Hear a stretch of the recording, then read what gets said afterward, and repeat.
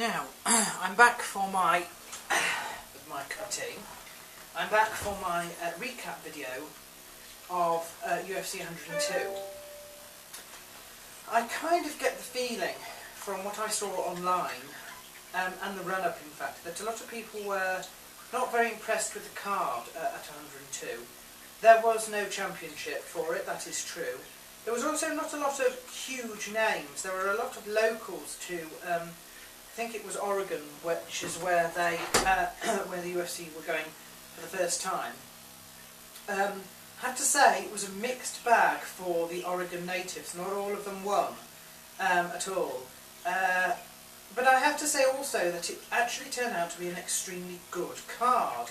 And it was one of those cards where you had, you got your money worth if you paid for it, because a lot of them, they either ended very, very quickly, or they went all the way to decision. And there were a few upsets which I thought, one of which I called Russo, and he won against Justin McCulley, although they did have to get the doctors to come in during the first round to see if McCulley could continue, and I wonder if that might have thrown him out a little bit for the rest of it. Also, Marcus Aurelio, he lost by decision to Evan Dunham, so well done to him, because I didn't really see that happening. There was what could have been a fight-ending choke in the third that Aurelio nearly secured, but Evan managed to get out of it. So a lot of this I find is that when you are in a card, when you see a card that hasn't got a lot of names on it, it's not always bound to be a disaster. A lot of it gives the chance for those younger fighters to be able to sort of show their skill sets, and you find that when characters become champions, you get a lot of stylized fights with people being very, very careful and very, very, not technical, but very almost, that you don't see anything unorthodox happen. And a lot of the most exciting fights happen on the undercard. So I'd like to talk about 4 bouts which I thought were interesting, if I may, rather than actually doing a play-by-play this time. The first one was Ed Herman versus Aaron Simpson. Now, Aaron Simpson won in the second round because the ref stopped the fight. In the first round it's been quite an exciting fight, but very late on Aaron Simpson took Ed Herman down, and I don't know what happened, but his knee got twisted. Ed Herman's knee got twisted, and when the round ended, he needed sort of help getting up and limped really quite badly across to his corner. Now, I don't really like, I've not really been much into Ed Herman. I find him a bit sort of boisterous. But this was obviously a fight-ending injury should he wish to the fight not to continue.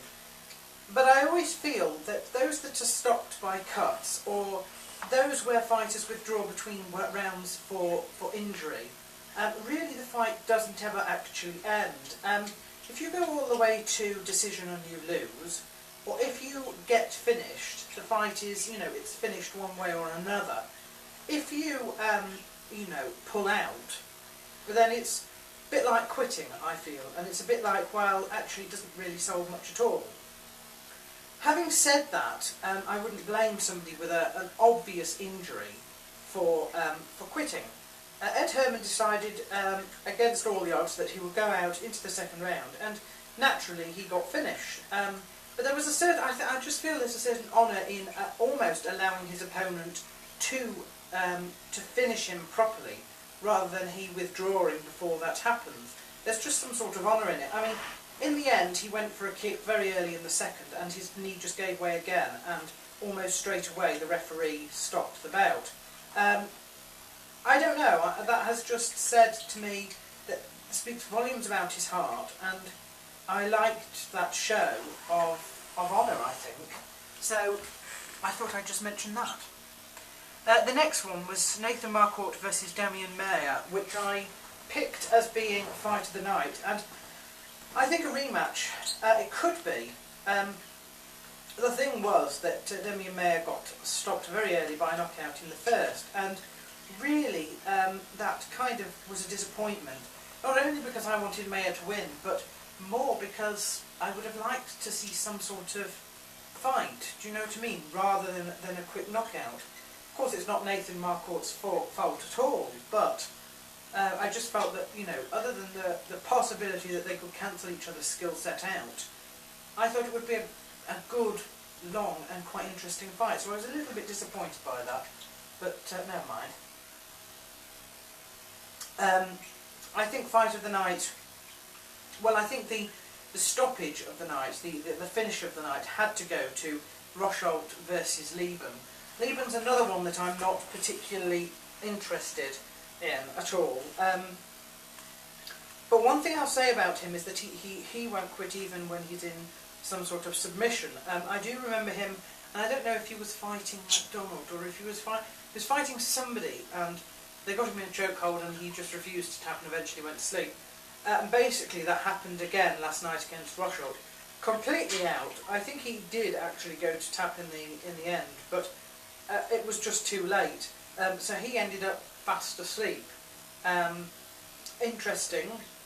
I think the problem with that, although again there's a certain amount of honour in that, the thing I'd say about that is that is likely to cause you know, long-term damage. I think that going out into the second round and being very quickly grounded and pounded or knocked down and unable to continue isn't going to do the sort of damage that being put unconscious could do. I don't know. I don't know about that one. Jones is giving his own commentary there. I just can't shut him up now. I've created a monster. And the one I wanted to talk about was the main event, Couture versus Nogueira. I am so glad that Nog has won after all that has happened with him being sidelined through tough because of the Couture dispute. Him being ill when he faced Mia and then losing. Last night showed that two of the oldest veterans in the sport can still, and heaviest veterans in fact, can still put on a good show. That a heavyweight match doesn't have to be boring, it can be exciting. It went all the way to decision. It was fight of the night, it was absolutely perfect, whether they were on the ground, in which case it was quick reversals, mounts, it was submission attempts, in two different rounds, 2 rounds out of the 3. Couture was caught in what could have been a fight-ending chokehold. Both times he showed amazing heart and managed to get through it. On the feet they were absolutely fantastic. It was fast-paced. Often it was just sort of, you know, slugfest, blow for blow. It was absolutely fantastic. I don't know whether this really means that Couture is one of those people who is probably heading for an early death because he's overloading himself a little bit at his age and might have a heart attack, or whether he's actually sort of found that niche that is occupied by some of the purists in martial arts in the Orient, in China and Japan, who are able to fight into their 70s and 80s. I don't know which one he is. We will get to see, because I hear that he has signed a new deal with the UFC, so we shall get to see the answer to that, I think. But all in all, I think the event was very, very good. And well done to all who took part. Now,